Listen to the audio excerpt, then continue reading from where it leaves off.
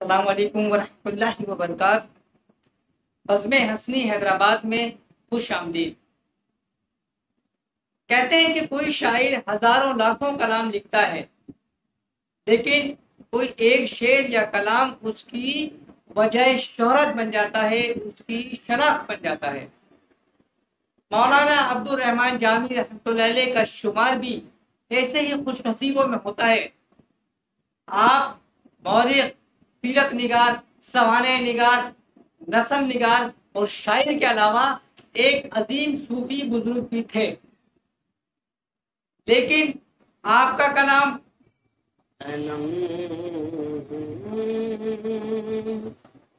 فرسودہ جا پارا سے ہجرا یا رسول اللہ تنم فرسودہ جا پارا سے ہجرا یا رسول اللہ تنم فرسودہ جا پارا سے ہجرا یا رسول اللہ تنم فرسودہ جا پارا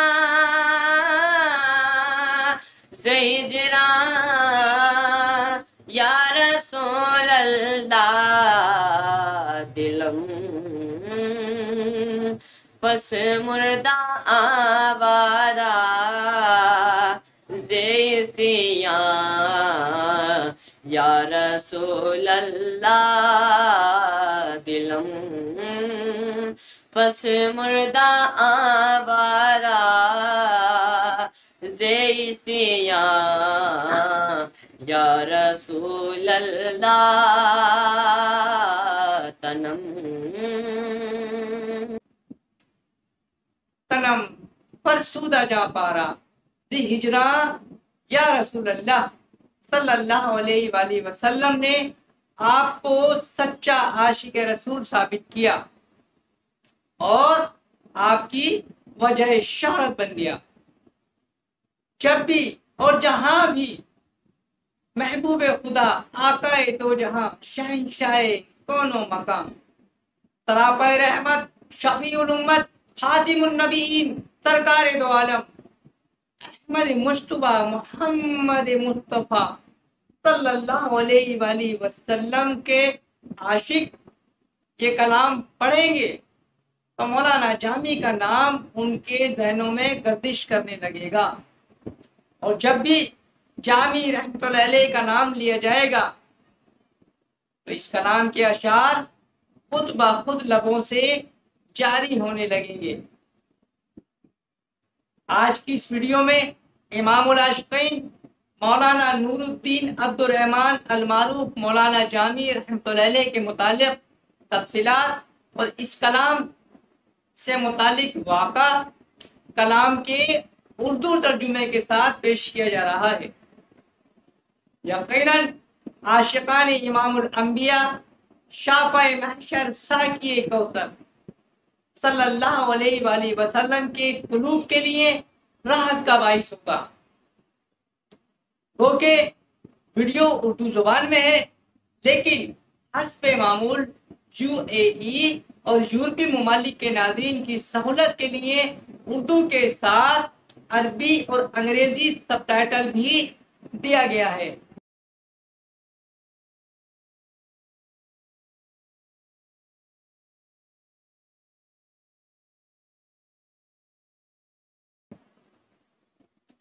امام العاشقین حضرت مولانا نور الدین عبد الرحمن المعروف مولانا جامی رحمۃ اللہ علیہ نے جس والہانہ انداز سے بارگاہ رسالت صلی اللہ علیہ وآلہ وسلم میں ہدیہ نعت پیش کیا، اس کا تمام فارسی ادب میں جواب نہیں ملتا۔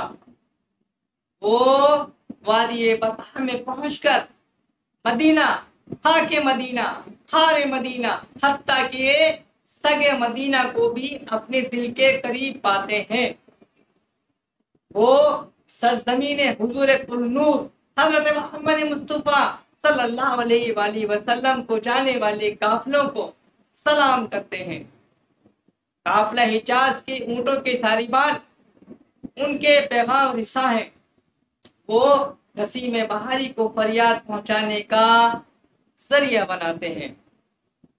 وہ عشق رسول اللہ صلی اللہ علیہ وآلہ وسلم میں ڈوب کر ناز لکھتے تھے، اور وہ اس فن میں منفرد ہی نہ تھے، امام تھے۔ دیدار روزہ اطہر کے لیے جس جذب و جنون کا حصہ انہیں ملا تھا، وہ دوسرے شاعروں کے ہاں کم ہی پایا جاتا ہے۔ وہ کوئے رسول اللہ صلی اللہ علیہ وآلہ وسلم میں سر کے بل جاتے ہیں، دیدہ و دل پر شرح کرتے ہیں، پلکوں سے جاروب کشی کرتے ہیں، اور پھر فریاد، التجا اور گریاں و فغاں کی جو رقت ان کے ہاں پائی جاتی ہے، اس سے رحمت دو عالم کی گھٹائیں جھوم جھوم جاتی ہیں۔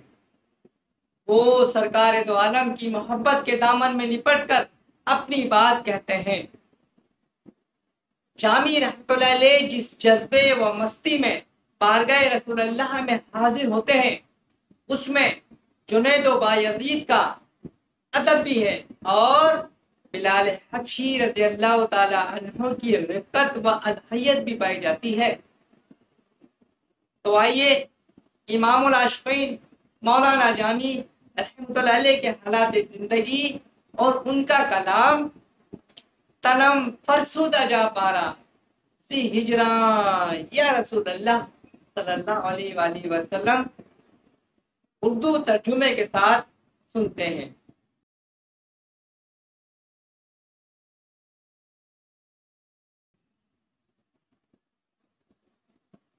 مولانا نور الدین عبد الرحمن المعروف مولانا جامی 1414 عیسوی میں صوبہ خراسان کے ایک قصبے جلد میں پیدا ہوئے۔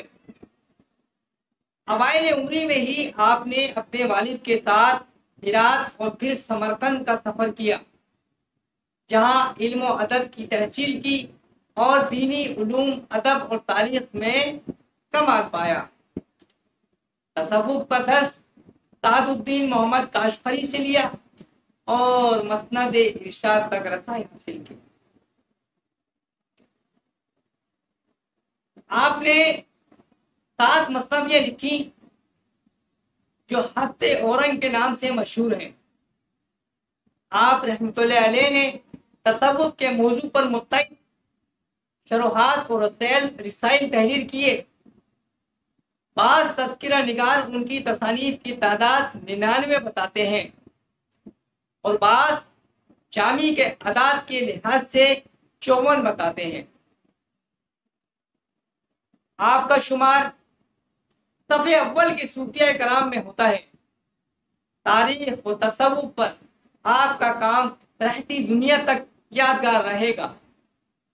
علامہ جامی رحمۃ اللہ علیہ نے صوفیہ کرام کے طریقے پر عمل کرتے ہوئے بزرگان دین سے روحانی استفادہ حاصل کرنے کے لیے سفر و سیاحت کا سلسلہ بھی جاری رکھا، اور یوں دامن مراد میں روحانیت بھرتے گئے۔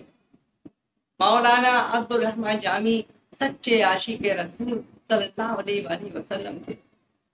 آپ کا یہ پہلو آپ کو ممتاز کرتا ہے، جس کی وجہ سے مشرق و مغرب آپ کا شہرہ ہے۔ امام العاشقین عاشق مصطفیٰ حضرت مولانا جامی رحمۃ اللہ علیہ ایک نعت لکھنے کے بعد حج کے لیے تشریف لے گئے۔ آپ کا ارادہ یہ تھا کہ روزہ عدت کے پاس کھڑے ہو کر اس نعت کو پڑھیں گے۔ چنانچہ حج بیت اللہ شریف کے لیے تشریف لے گئے اور حج سے فارغ ہو کر مدینہ منورہ کی حاضری کا ارادہ کیا۔ تو امیر مدینہ کو خواب میں نبی اکرم صلی اللہ علیہ وآلہ وسلم کی زیارت نصیب ہوئی۔ آپ صلی اللہ علیہ وآلہ وسلم نے ارشاد فرمایا کہ اس کو یعنی جامی کو مدینہ طیبہ کی جانب آنے نہ دے۔ حکم سن کر امیر مدینہ نے اعلان کروا کر مولانا جامی رحمۃ اللہ علیہ کی مدینے میں داخلے پر پابندی لگا دی۔ مولانا جامی رحمۃ اللہ علیہ بڑے پائے کے عاشق رسول صلی اللہ علیہ وسلم تھے۔ ان کے دل میں عشق نبی اکرم صلی اللہ علیہ وسلم اس قدر غالب تھا کہ چھپ کر مدینہ طیبہ کی جانب چل پڑے۔ کچھ سیرت نگار لکھتے ہیں کہ قافلے میں ایک صندوق میں بند ہو گئے، لیکن پھر بھی امیر مدینہ نے طیبہ میں داخل نہیں ہونے دیا۔ اور کچھ لکھتے ہیں کہ بھیڑوں کے ریوڑ میں ان کی کھال اوڑھ کر چلتے چلتے مدینہ طیبہ میں داخل ہونے لگے، پھر بھی نبی پاک صلی اللہ علیہ وآلہ وسلم کے حکم سے امیر مدینہ نے آنے نہ دیا۔ جب دوبارہ امیر مدینہ کو نبی پاک صلی اللہ علیہ وآلہ وسلم کی زیارت ہوئی اور فرمایا کہ جامی کو میرے روضے پر بالکل نہ آنے دینا۔ جب اس نے یہ حکم سنا تو اس نے اپنے آدمی دوڑائے جو مولانا جامی رحمۃ اللہ علیہ کو مدینہ منورہ کے راستے سے پکڑ کر لے آئے، اور امیر مدینہ نے مولانا جامی رحمۃ اللہ علیہ کو سختی سے جیل میں بند کر دیا۔ چنانچہ 30ویں مرتبہ ہمارے پیارے سرور کائنات حضرت محمد مصطفیٰ صلی اللہ علیہ وآلہ وسلم امیر مدینہ کو زیارت دی، اور آپ نے فرمایا جامی کوئی مجرم نہیں ہے، بلکہ ہم اس لیے اسے اپنے روضے پر آنے سے روکتے رہے ہیں کہ اس نے کچھ اشعار لکھے ہوئے ہیں جن کو وہ میری قبر انور پر کھڑے ہو کر پڑھنا چاہتا ہے۔ اگر یہ مدینہ طیبہ پہنچ گیا اور میری قبر انور پر حاضر ہو کر اس نے یہ اشعار پڑھ لیے تو مجھے قبر انور سے باہر نکل کر جامی سے مصافحہ کرنا پڑے گا۔ یہی وجہ ہے کہ میں جامی کو روزہ اقدس تک پہنچنے کے لیے منع کر رہا ہوں، لہذا اسے ہر حال میں روکو۔ پھر امیر مدینہ نے آپ رحمۃ اللہ علیہ کو قید خانے سے نکالا، بڑی عزت اور تکریم کے ساتھ پیش آیا۔ پھر امیر مدینہ نے مولانا جامی رحمۃ اللہ علیہ سے پوچھا آخر وہ کون سی نعت ہے جو آپ روزہ رسول اللہ صلی اللہ علیہ وآلہ وسلم پر سنانا چاہتے ہیں؟ مولانا جامی نے روتے ہوئے جو اشعار پڑھے وہ اردو ترجمے کے ساتھ کچھ یوں ہے۔